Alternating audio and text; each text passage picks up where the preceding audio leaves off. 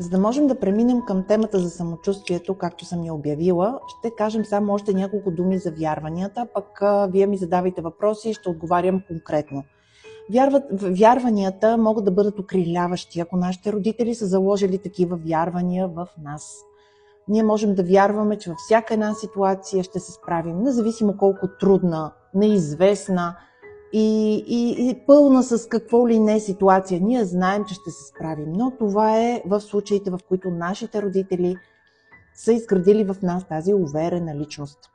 Също така вярванията могат да бъдат, разбира се, разрушителни. Ние можем да сме толкова неуверени във всяка една ситуация, ако сме били много критикувани като деца.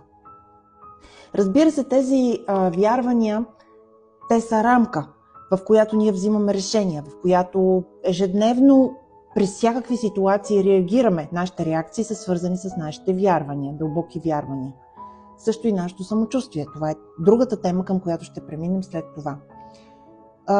Вярванията могат да се променят само ако се осъзнаят. Това е много важно да го знаем. Ако ние осъзнаем, че реагираме така, защото имаме такова вкоренено вярване от детството ни, ние можем да го преосмислим, преработим и да го променим, да го заменим с друго вярване.